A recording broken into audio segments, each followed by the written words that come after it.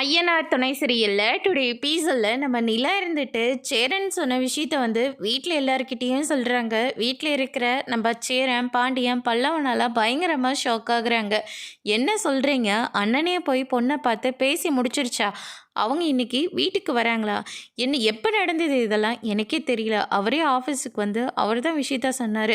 சரி, அதனால தான் நம்ம வீட்டெல்லாம் க்ளீன் பண்ணி வைக்கலான்னு உங்கள் எல்லாரையும் நான் கூப்பிட்டு விஷயத்த சொன்னேன் அப்படின்னு சொல்லிட்டு நிலா சொல்லிடுறாங்க. இத்தனை நாள் நம்ம அண்ணனுக்காக ஒவ்வொரு இடமா போய் பொண்ணு பார்த்துட்டு வருவோம். அவங்களும் இங்கே வருவாங்க. ஏதாவது ஒன்று சொல்லி நடக்காமல் போயிடும். அதே மனசுக்கு ரொம்ப கஷ்டமாக இருக்கும். நம்ம யாரும் அப்படி வருத்தப்படக்கூடாதுன்றதுனால தான் அண்ணனே போய் பொண்ணை பார்த்து ஓகே பண்ணியிருக்கு. இப்போ அவங்களும் பிடிச்சி போய் தான் வீட்டுக்கே அவங்க வராங்க. நீங்கள் எல்லாரும் கொஞ்சம் ஒத்துழைப்பு கொடுக்கணும் அப்படின்ற மாதிரி சொல்லிடுறாங்க. அண்ணனுக்கு கல்யாணம் எடுக்கிறதே சந்தோஷம் தான். ஆனால் அண்ணன் இப்படி யார்கிட்டையுமே சொல்லாமல் தானாக முடிவு எடுக்கிறதா ரொம்ப அதிர்ச்சியாக இருக்குது. ஏதோ இதில் தப்பாக நடக்கிற மாதிரியே ஒரு ஃபீல் ஆகுது அப்படின்ற மாதிரி சொல்லிடுறாங்க.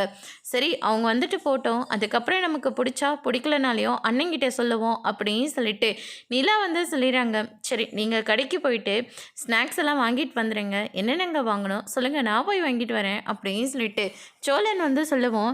இங்கே பாருங்கள், பால் வாங்கிட்டு வந்துடுங்க. டீ தூள், காஃபி தூள், அதுக்கு அடுத்ததாக ஜூஸு, மிக்சரு, அதுக்கு அடுத்ததாக பிஸ்கெட்டு, இப்படி ஏகப்பட்ட லிஸ்ட்டாக சொல்லிக்கிட்டே இருக்காங்க.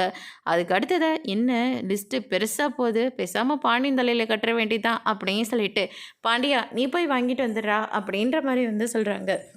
சரி, நானே போய் வாங்கிட்டு வரேன் அப்படின்ற மாதிரி நம்ம பாண்டி அங்கேருந்து கிளம்பிடுறாங்க. அதுக்கு அடுத்ததாக பல்லவன் இருந்துட்டு காசு விஷயம் இல்லையா, அதனால தான் அண்ணன் கொஞ்சம் பாண்டி அண்ணன் அனுப்பிட்டு இங்கே இருக்குது அப்படின்ற மாதிரி சொல்லிடுறாங்க. அதுக்கு அடுத்ததாக டே பல்லவா, உள்ளெல்லாம் கொஞ்சம் க்ளீன் பண்ணி வச்சிடுறா, துணியெல்லாம் மடிக்காமல் இருந்தால் அதெல்லாம் மடித்து வச்சிரு, நீட்டாக வச்சிடுறா அப்படின்ற மாதிரி நிலா சொல்லிடுறாங்க.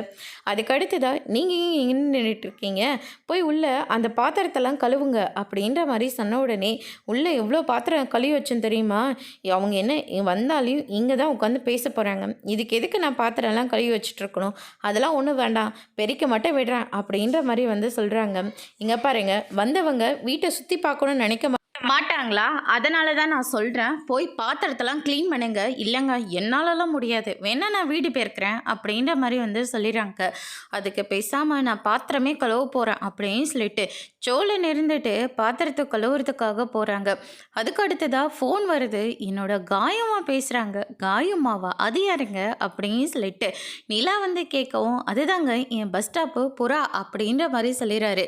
இதை கேட்ட உடனே நிலா பயங்கரமாக கோவப்படுறாங்க. சொல்லுங்க, எப்படி இருக்கு செல்லம் அப்படின்னு சொல்லிட்டு கேட்கவும், நான் ரொம்ப நல்லா இருக்கேன். ஆமாம், இன்னைக்கு ஈவினிங் மீட் பண்ணலாமா அப்படின்னு சொல்லிட்டு கேட்கவும், ஈவினிங் கொஞ்சம் வேலை இருக்குது, வேணா நாளைக்கு காலையில் பஸ் ஸ்டாப்பில் பார்க்கலாம் அப்படின்ற மாதிரி சொல்லிடுறாங்க. சரி, நீங்கள் சாப்பிட்டீங்களா அப்படின்னு சொல்லிட்டு கேட்கவும், இல்லைப்பா இன்னும் சாப்பிடல, இனிமே தான் ஏதாச்சும் சாப்பிட்ணும், வீட்டில் யாருங்க இருக்காங்க கேட்குறதுக்கு, இப்படியெல்லாம் கேட்க யாருமே இல்லையே அப்படின்ற மாதிரி சொல்லிடுறாங்க. இங்கே பாருங்க, இதெல்லாம் கேட்குறதுக்கு தான் நான் இருக்கேன். இனிமேல் தினம் நான் ஃபோன் பண்ணி கேட்பேன். ஆனால் அதுக்குள்ளே நீங்கள் சாப்பிட்ருக்கணும். அப்படி சாப்பிட்லன்னா நேராக கிளம்பி வந்துடுங்க. நான் சொல்கிற இடத்துக்கு கண்டிப்பாக நல்ல சாப்பாடை சாப்பிட்டு போகலாம் அப்படின்ற மாதிரியும் சொல்லிடுறாங்க. ஓ அப்படியே செல்லம், சரி நான் வச்சிடுறேன் அப்படின்னு சொல்லிட்டு ஃபோனை வச்சிடுறாங்க. இல்லை இருந்துட்டு கோவம் தாங்கிக்க முடியாமல் அந்த பாத்திரத்தெல்லாம் தூக்கி போட்டு உடைச்சிட்ருக்காங்க. அதுக்கு அடுத்ததாக சோழன் இருந்துட்டு டென்ஷன் ஆகுறியா, நல்லா டென்ஷன் ஆகு, என்னை எத்தனை தடவை வேறு பேத்திருப்பேன் அப்படின்னு சொல்லிட்டு சோழன் இருந்துட்டு ரிட்டன் பாஸ் மாதிரி அவங்கள பழி வாங்கிட்டு இருக்காங்க. அதுக்கு அடுத்து தான் பார்த்திங்கன்னா நம்ம பாண்டே இருந்துட்டு இந்தாங்க எல்லாம் வாங்கிட்டு வந்துட்டேன் அப்படின்னு சொல்லிட்டு கொடுக்குறாங்க. நடேசன் இருந்துட்டு என்னை தெருமுனைக்கு வரும்போது தான் எனக்கு எங்கிட்ட விஷயத்த சொல்வீங்களா, எங்களுக்கே விஷயம் தெரியாதுங்க, காலையில் தான் அண்ணன் ஆஃபீஸ்க்கு விஷயத்த சொல்லிட்டு போனாங்க, அதுக்கப்புறமா தான் இவங்க எல்லாரையும் வீட்டுக்கு வரச்சு இவங்ககிட்டயும் நான் விஷயம் என்னென்னு சொன்னேன், மற்றபடி சொல்லக்கூடாதுலாம் ஒன்றும் இல்லை. ஏற்கனவே ஒவ்வொரு தடவையும் நம்ம ஒவ்வொரு வீட்டுக்கு போகும்போதும் வரும்போதும் அவமானப்பட்டுக்கிட்டு தான் இருக்கும். இந்த வாட்டி அண்ணனாக பார்த்த முடிவு எடுத்திருக்கு. நீங்கள் அப்பாவாக இருந்த செய்ய வேண்டியது எல்லாத்தையும் அண்ணனாக பார்த்து செஞ்சிட்ருக்காங்க. தயவு செஞ்சு அப்பாவாக இருந்து இந்த வாய்ப்பை நல்லா யூஸ் பண்ணிக்கோங்க, அண்ணனுக்கு நல்லத்தனமாக பேசி முடிச்சிருங்க அப்படின்ற மாரி வந்து சொல்லிடுறாங்க. "துரை தான் எல்லாத்தையும் பேசி முடிச்சுட்டாருல்ல, இதில நான் வேறயா?" அப்படின்ற மாரி வந்து சொல்றாங்க. "இங்க பாருங்க, அவங்க வர டைம் ஆயிடுச்சு. நீங்க போய் ரெடி ஆகுங்க போங்க. அதான் நான் சொல்றேன்ல." அப்படின்னு சொல்லிட்டு நிலா இருந்துட்டு சொல்லவும், "சரி என்ன பண்றது? யார் யார் என்னென்ன சொல்லணுமோ எல்லாத்தையும் சொல்லுங்க. எல்லாத்தையும் கேட்டுக்கிட்டு பூம் பூம் மாடு மாரி தலையாட்டிக்கிட்டு நின்னுட்டுருக்கேன்." அப்படின்ற மாரி நடேசன் வந்து சொல்லிடுறாரு. அதுக்கு அடுத்ததா வந்து பார்த்தீங்கன்னா, நம்ம சேரன் இருந்துட்டு ஒரு பக்கம் ரொம்பவே டென்ஷனா இருக்காங்க. வீட்ல இருக்கிறவங்களுக்கு விஷயம் தெரிஞ்சா, அவங்க என்ன மாரி ரியாக்ஷன் பண்ணுவாங்கன்னு தெரியலையே அப்படின்னு சொல்லிட்டு ரொம்பவே டென்ஷனா இருக்காங்க. நம்ம சோழன் வராங்க. என்னென்ன ரொம்ப டென்ஷனா இருக்கு போல இருக்கு. என்ன அவங்க வந்து வீட்ட பிடிக்காதுன்னு சொல்ல போறாங்களா? அதெல்லாம் நம்ம வீட எல்லாருக்கும் பிடிக்குங்க. நீ எத பத்தியும் கவலைப்படாத. வா நான் உள்ள அப்படின்ற மாரி சொல்லிடுறாங்க. அதுக்கு அடுத்ததா ஹார்ன் அடிக்குது.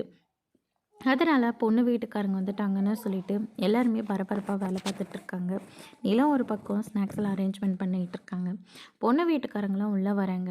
நடேசனை வந்து அறிமுகப்படுத்துகிறாங்க. நான் தான் இவரோட அப்பா அப்படின்ற மாதிரி வந்து சொல்லிடுறாங்க. அதுக்கு அடுத்து தான் நம்ம சேரனை வந்து நிலவை இன்ட்ரடியூஸ் பண்ணி வைக்க சொல்கிறாங்க. சேரன் இருந்துட்டு இது என் 2வது தம்பி சோழன், இது அவங்களுடைய ஒய்ஃபு, அதே மாதிரி இது என் 3வது தம்பி பாண்டி, இது லாஸ்ட்டு தம்பி பல்லவன், அது என்னுடைய அப்பா அப்படின்ற மாதிரி வந்து சொல்லிடுறாங்க. அதுக்கு அடுத்ததா பெரிய பையன் தான் எல்லாத்தையும் பார்த்துட்ருக்கார் போல இருக்குது அப்படின்ற மாதிரி வந்து சொல்லிடுறாங்க. அதெல்லாம் ஒன்றும் இல்லைங்க, அண்ணன் இருந்து எல்லாத்தையும் பார்த்துக்கிறாரு. ஆனால் எங்களால் முடிஞ்சதை அண்ணனுக்கும் நாங்கள் செஞ்சுக்கிட்டு தான் இருக்கோம். யாருக்கும் நாங்கள் எந்த கஷ்டமும் கொடுக்கறதில்ல அப்படின்ற மாதிரி நம்ம பாண்டி வந்து சொல்லிடுறாங்க. அதுக்கு அடுத்ததாக வந்து பார்த்திங்கன்னா, வாங்க வீட்டை சுற்றி காட்டுறேன் அப்படின்னு சொல்லிட்டு நிலா இருந்துட்டு வீட்டெல்லாம் சுற்றி காட்டிகிட்டு இருக்காங்க பொண்ணுக்கு. அதுக்கு அடுத்ததாக இது நான் பொண்ணோட அப்பா, நான் பொண்ணோட அம்மா, இவங்க பொண்ணோட சித்தி அப்படின்ற மாதிரி வந்து சொல்லிடுறாங்க.